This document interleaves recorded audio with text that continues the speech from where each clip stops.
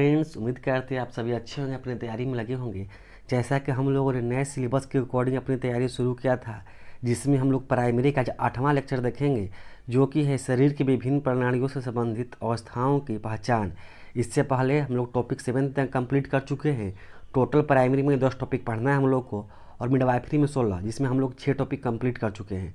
यदि आप पीछे वीडियो नहीं देखे हैं तो प्ले लिस्ट में जाके वीडियो को देख सकते हैं शुरू से पूरा। देखिए, इसमें टॉप 40 क्वेश्चन, जिसमें PYQ भी हैं और एक्सपेक्टेड क्वेश्चन हैं, तो बहुत ही इंपॉर्टेंट क्वेश्चन इससे मिलेंगे आपको देखने को। तो वीडियो को पूरा देखिएगा। चलिए, तो हम लोग बिना टाइम वेस्ट किए शुरू करते हैं। देखेंगे अपना पहला प्रश्न। ये है, कौन सी बीमारी WHO द्वारा एयरबोर्न हाई ट्रांसमिशन डिजीज मानी जाती है? जैसा कि आप सभी को पता है कि पहले आप लोग अपना आंसर कमेंट कर लेंगे, फिर आप मैच कर लेंगे। राइट आंसर होगा option number B, TB। Airborne किसका है? TB। जिसको TB होता है ना, और छींकता है तो आदमी वहाँ से दूर रहना चाहिए हम लोग को। चलिए, सेकेंड नंबर देखेंगे। ORS घोल में मुख्य तत्व कौन कौन होते हैं? राइट आंसर हो जाएगा ग्लूकोज और इलेक्ट्रोलाइट। नेक्स्ट प्रश्न है, सर्व डिहाइड्रेशन में सबसे महत्वपूर्ण संकेत कौन सा है? डिहाइड्रेशन बोला गया है, सबसे महत्वपूर्ण संकेत।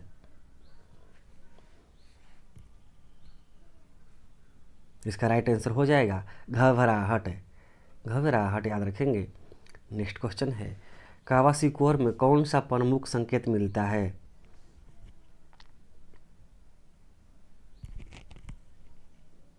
ये है एडीमा, याद रखेंगे एडीमा। अगला प्रश्न देखेंगे, फिफ्थ नंबर प्रश्न। फिफ्थ नंबर प्रश्न है, निम्न में से कौन सा स्क्रीनिंग टेस्ट नवजात में 24 से 48 घंटे के भीतर किया जाता है?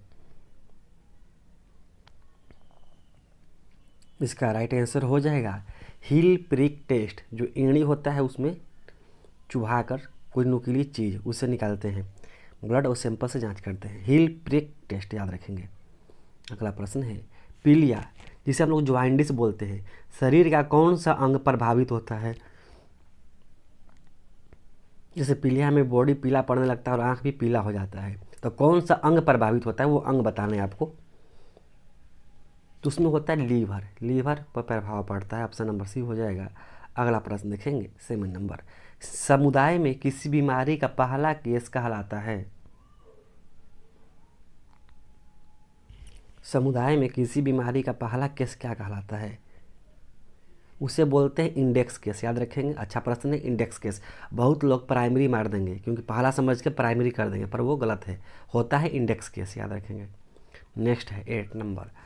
पोस्टमार्टम में मृत्यु का सबसे विश्वसनीय संकेत कौन सा है?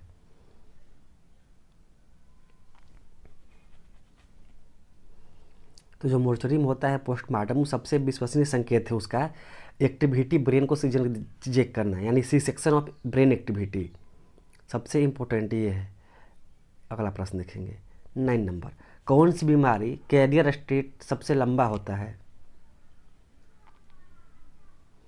बताएंगे कौन सी बीमारी का जो कैरियर स्टेट है लंबा होता है, सबसे लंबा होता है? तो वह टाइफाइड का। याद रखेंगे, ऑप्शन नंबर बी। अगला प्रश्न देखेंगे, 10 नंबर। किस कार्यक्रम के तहत बच्चों को विटामिन ए की खुराक दी जाती है? ये क्वेश्चन हम पहले भी करा चुके हैं और पोस्ट में भी डाले थे, तब बहुत लोगों का गलत कमेंट आया था। बहुत लोग ICDS मारे थे, 80% लोग। कुछ लोग UIP मारे थे। जो लोग UIP किए थे वो सही जवाब। UIP होता है यूनिवर्सल इम्यूनाइजेशन प्रोग्राम। याद रखेंगे, ऑप्शन सी। 11 नंबर है, TB रोगी में स्पुटम सैंपल कितने दिनों के अंतर से लिया जाता है? यदि मान लीजिए आज लिया गया तो कितने दिनों के बाद दोबारा लिया जाएगा स्पुटम सैंपल?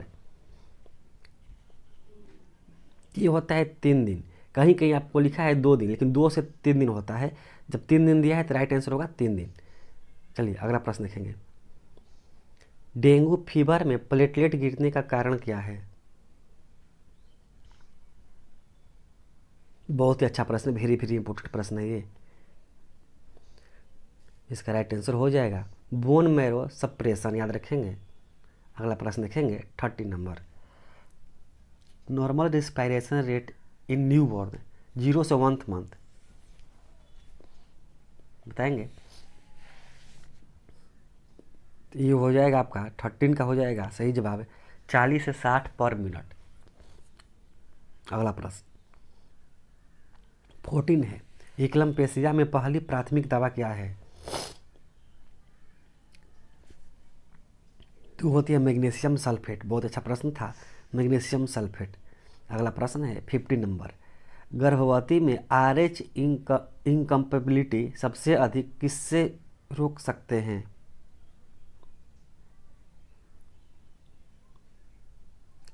राइट आंसर हो जाएगा option number B, RH immunoglobulin. याद रखेंगे। अगला प्रश्न देखेंगे 60 नंबर, कौन सा टेस्ट HIV की पुष्टि करता है? ये तो बहुत बार क्वेश्चन हो चुका है, बताएंगे। पुष्टि करता, ध्यान से क्वेश्चन देखेंगे क्योंकि बहुत लोग इसमें कमेंट करेंगे सर गलत आंसर है। कौन सा टेस्ट HIV की पुष्टि करता है? Western bloat. याद रखेंगे। अगला प्रश्न है 70 नंबर, किस प्रकार का बुखार इंटरमिनेटेड फीवर कहलाता है? ये हो जाएगा कभी आए और कभी पूरी तरह से गायब हो जाए। ऑप्शन नंबर सी हो जाएगा। नेक्स्ट प्रश्न है 18 नंबर है, पोलियो वायरस शरीर में किस मार्ग से प्रवेश करता है? ये होता है फीको ओरल रूट। ऑप्शन बी हो जाएगा। 90 नंबर प्रश्न देखेंगे, WHO के अनुसार नवजात का वजन कितना होना चाहिए? WHO के अनुसार आपको पता है कि लो बर्थ वेट जो होता है 2.5 किलो से कम होता है, तो नवजात का वजन कितना होना चाहिए? 2.5 kg से अधिक। ऑप्शन नंबर सी हो जाएगा। अगला प्रश्न 20 नंबर, मीजल्स का विशिष्ट संकेत कौन सा है? यानी मीजल्स का विशिष्ट पैथोजोमेनिक संकेत कौन सा है?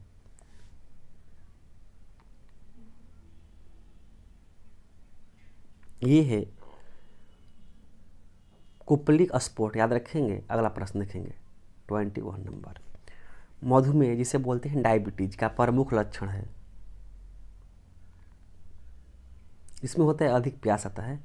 अगला प्रश्न 22, मस्तिष्क स्ट्रोक का संकेत है? बताएंगे। मस्तिष्क स्ट्रोक का संकेत है,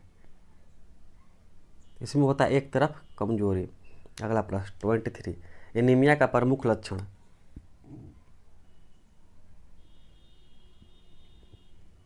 होता है पीला रंग। अगला प्रश्न 24 है, किडनी रोग का प्रमुख लक्षण?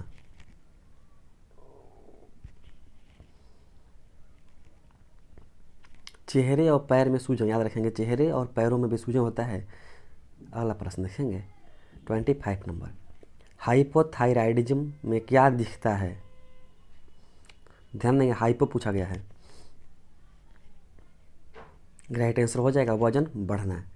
अगला प्रश्न देखेंगे 26 नंबर, गैस्ट्रिक अल्सर का संकेत? गैस्ट्रिक अल्सर का संकेत है सीने में जलन। Option A. अगला प्रश्न 27 नंबर, गुर्दे में पथरी का लक्षण? ये होता है तीव्र कमर दर्द। अगला प्रश्न है 28 नंबर, हार्ट अटैक का प्रमुख संकेत? ये होता है बाईं बाह में दर्द। याद रखेंगे, लेफ्ट। अगला प्रश्न 29, हेमरेज का संकेत? हेमरेज का संकेत कौन सा है? तो अचानक कमजोरी। याद रखेंगे। 30 नंबर देखेंगे, गैस्ट्रोएंटेराइटिस का लक्षण? ये होता है उल्टी और दस्त। ऑप्शन नंबर ए हो जाएगा। 31 नंबर प्रश्न देखेंगे, COPD में बताएंगे। 4 ऑप्शन दिया गया है। इसमें होती है सांस की घरघराहट। याद रखेंगे, सांस की घरघराहट। अगला प्रश्न देखेंगे 32, थायराइड अधिक होने पर, अगर थायराइड क्या हुआ, अधिक हो गया तो क्या होता है? तो वजन घटता है। याद रखेंगे। अगला प्रश्न 33, सोरायसिस का लक्षण? ये होता है त्वचा पर मोटी पपड़ी। अगला प्रश्न देखेंगे 34, ग्लूकोमा में क्या हो सकता है? इसमें होता है आँखों का दबाव बढ़ना, ऑप्शन नंबर ए हो जाएगा। अगला प्रश्न है 35 पे, हाइपोग्लाइसीमिया। हाइपोग्लाइसीमिया में क्या होता है बताना है आपको। तो हाइपोग्लाइसीमिया में पसीना और चक्कर आता है, ऑप्शन ए हो जाएगा। 36 नंबर प्रश्न देखेंगे, पोलियो वायरस किस वर्ग का वायरस है। ये होता है, बहुत इंपॉर्टेंट प्रश्न याद रखेंगे, वेरी वेरी इंपॉर्टेंट प्रश्न है। पोलियो वायरस आरएनए वायरस होता है, याद रखेंगे, ऑप्शन नंबर सी। 37, किस टीके में फ्रोजन स्टेट में वाइट फ्लक्स यानी सफ़ेद कण दिखाई देते हैं। ये होता है बीसीजी के टीके में, ऑप्शन नंबर ए हो जाएगा। 38, कावासिकोर में कौन सी कमी पाई जाती है। इसमें होता है प्रोटीन की कमी से होता है, याद रखेंगे। अगला प्रश्न है 39, गर्भावस्था में गर्भाशय का शीर्ष यानी फंडल हाइट 20 सप्ताह पर कहाँ होता है।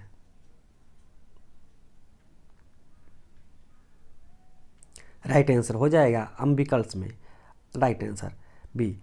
40 नंबर, कौन सा रोग फेको ओरल मार्ग से फैलता है।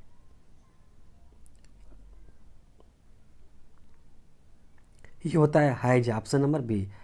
ठीक है, अब आगे 4 टेस्ट देखेंगे, उससे पहले कुछ जानकारी ले लीजिए।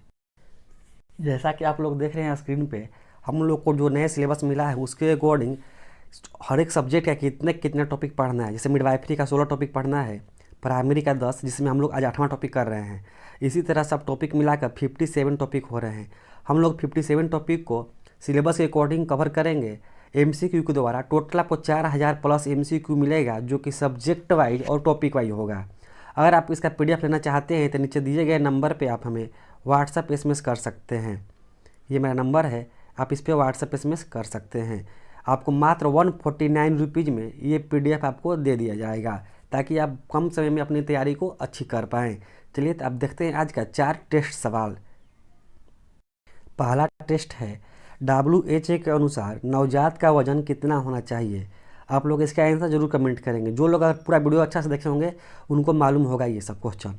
दूसरा प्रश्न है, एकलप्यसिया में पहली प्राथमिक दवा क्या है। तीसरा है, कौन सा टेस्ट HIV की पुष्टि करता है।